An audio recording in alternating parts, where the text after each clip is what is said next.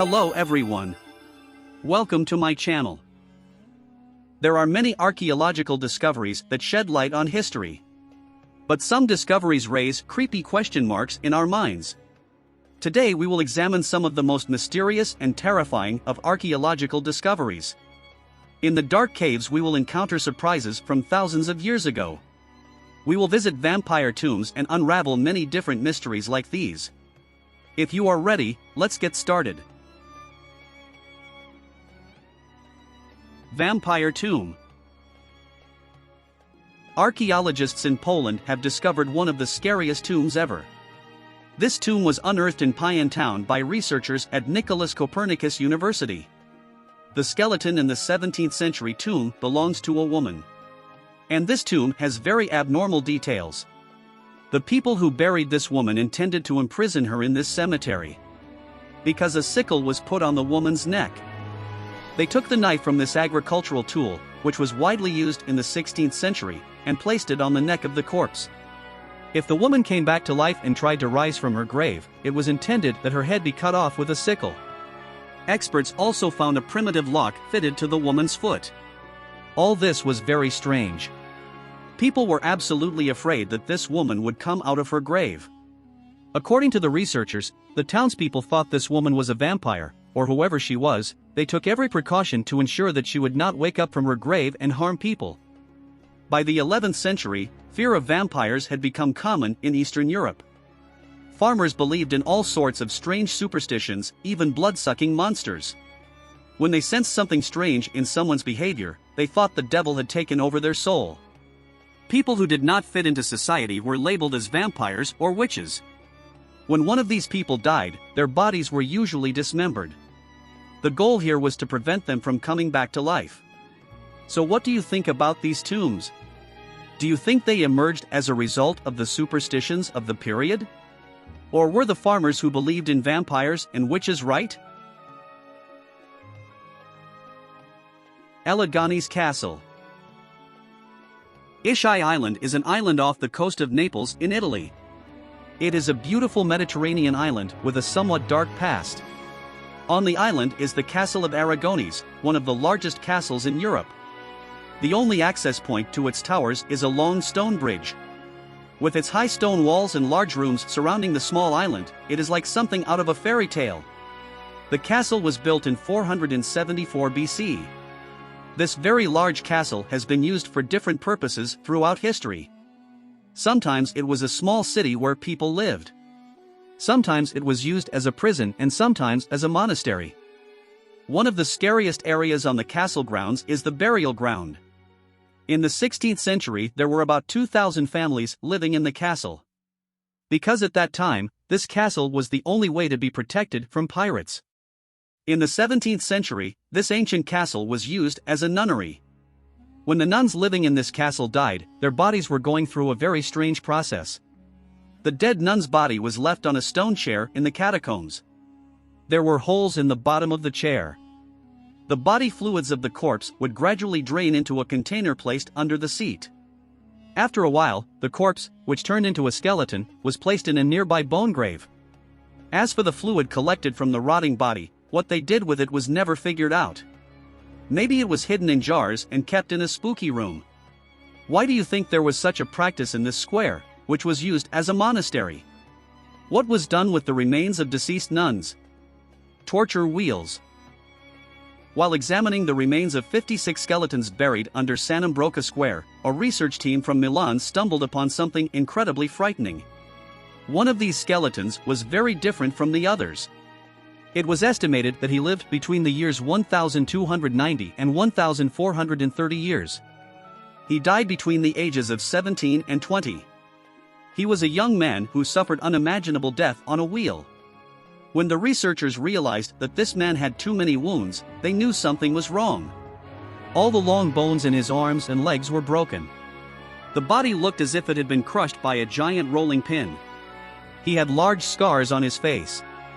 He had stab wounds to his spine and a fracture to the back of his skull. The researchers realized that the poor man was connected to the medieval torture tool known as the wheel. This was an extremely barbaric method of execution. The victim was tied to a large wheel. Then the executioners would break the man's limbs with sticks. The man's limbs would be twisted and shattered. The wheel was then placed on a tall pole and the victim was stabbed. All this was done in front of the eyes of the public. Hellfire Club. This is one of the most notorious buildings in Dublin, Ireland. It is located just outside the city. It's called the Hellfire Club. It was built in 1725. The stone structure was originally the home of a group of aristocrats. However, historians have described these aristocrats as a group of monsters. These people used an isolated building on a hill overlooking the countryside as a leisure mansion. It is said that these wealthy Irish held strange parties here, dark and sinister villains. We don't know exactly what happened. This interesting house remains a mystery. The biggest reason for this was that the aristocrats who used this house at that time held all parties very secretly. In the 19th century, the group disbanded and the horror house fell into a ruin. There is very little left of this house today.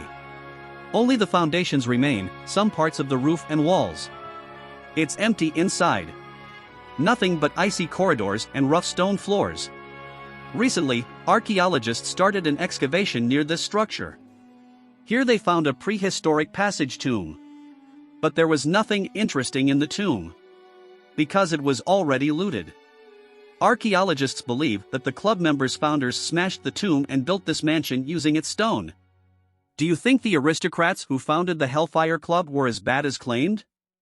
What was going on inside that strange mansion? Severed hands. While researching an ancient palace in Avaris, Egypt, a team of archaeologists made a frightening discovery. During the search, they came across 4 pits containing 16 human hands. The pits were dug in front of what experts believed was the throne room. So 3,600 years ago, it was just outside the seat of the monarch's throne. When these hands were examined, things got even more frightening. All found hands were right hands. Excavation director Menfed Bedek said the hands were abnormally large. Whoever these people were, they had huge hands. And for whatever reason, only his right hand was cut off and thrown into these pits. Archaeologists have managed to do an excellent search to make sense of this strange and chilling mystery.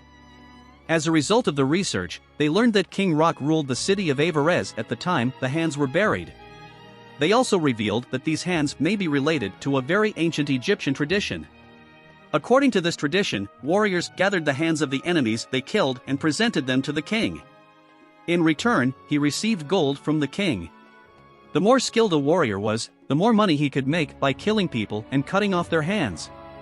It was a lucrative job and made military service much more attractive.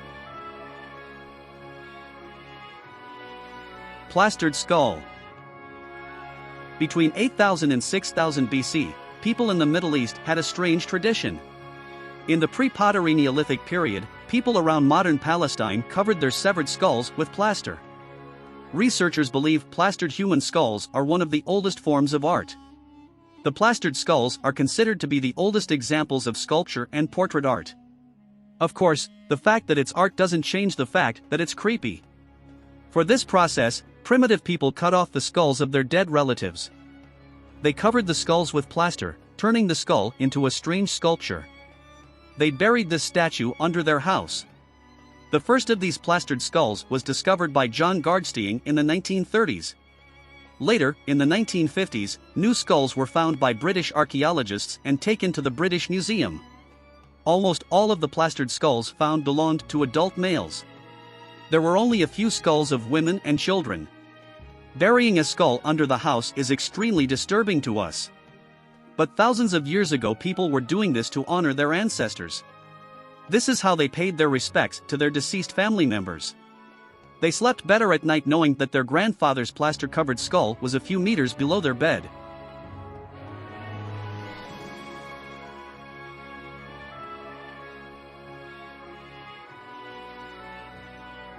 Parasitic stool.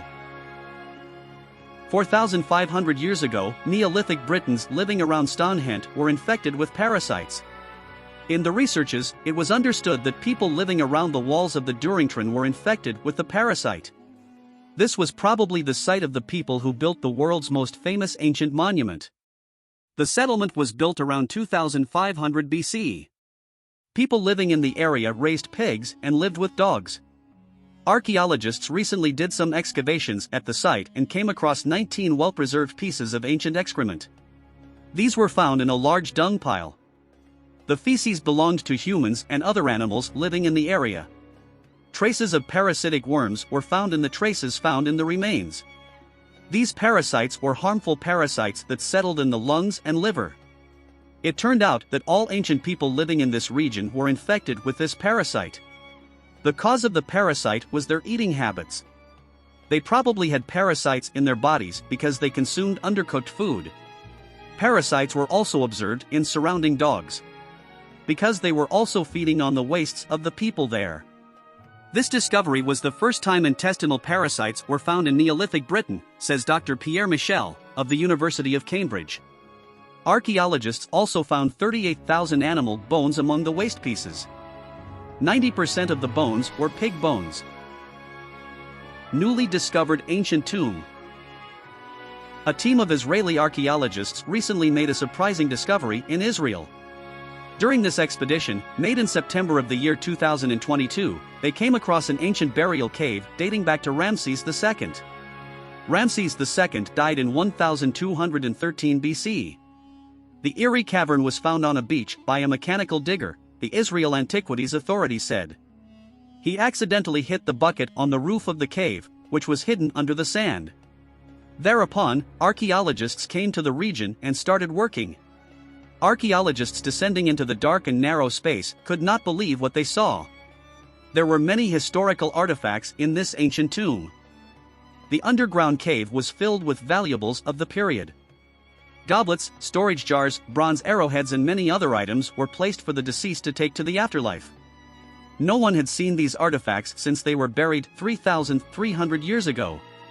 Those found in the tomb contained many details about the life of the period. A researcher named Arianai named this tomb a detailed picture of young Bronze Age burials in Egypt. Although the cave is located in Israel, during the reign of Ramses the entire region was controlled by Egypt. It was astonishing that such a rare tomb could go unnoticed for so long. After the research continued for a while, the tomb was sealed again. Scary mummy. In the year 1935, a mysterious burial mound was unearthed in southern Denmark. Passing through the burial mound, archaeologists discovered the mummified body of a woman. This mummy was one of the scariest mummies they had ever seen. The skull was charcoal dark, and its hair was covered with a strange substance. It was a dense substance that looked like melted and frozen fat. The mummy found quickly caused a sensation. As the tests were carried out on the mummy, new information began to come. According to what was learned, the mummy was the mummy of a woman who died in the 13th century BC. He was 18 when he died. He was placed in a coffin covered with a woolen cloth. Her hair, tied with wool twine, was combed forward. And it was wrapped in a hairnet made of horsehair. That's probably what kept her hair in such good shape as her body slowly rotted in the coffin over the years. The woman also wore a pair of large spiral earrings. Research continues to unravel the mystery of this mummy. It is not yet known who this woman is and what role she played in history. While looking at his mummy now terrifies us, he was probably an important person in the Bronze Age.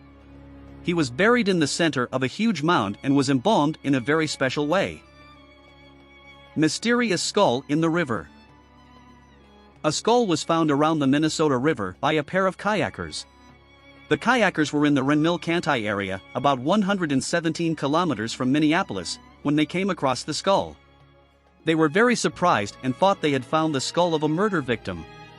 They quickly contacted Sheriff Scott Haybell to investigate this incident. The sheriff gave the skull to a forensic officer and later to the FBI. After research, it turned out that this was not an ordinary skull. Perhaps the skull's owner had indeed been the victim of a murder. However, this murder was committed much earlier than expected. It was probably 8,000 years after the event. The skull belonged to a man who lived around 6000 BC. So it was the skull of one of the oldest people living in the area. Catlin Blue of Minnesota State University said the skull belonged to the ancestor of a tribe that lived in the area. 8,000 years ago, the population in the region was not very large. This period was just after the retreat of the glaciers. Anthropologists have done detailed research on the skull. During these investigations, it was determined that there was a slight depression at the back of the skull. Cause of death could have been this collapse. The Indian man, perhaps, had been in a wild fight and had been hit hard on the back of his head. After this blow, he was thrown into the river. However, the cause of death was not clearly understood. A simple fall could also be the cause of death.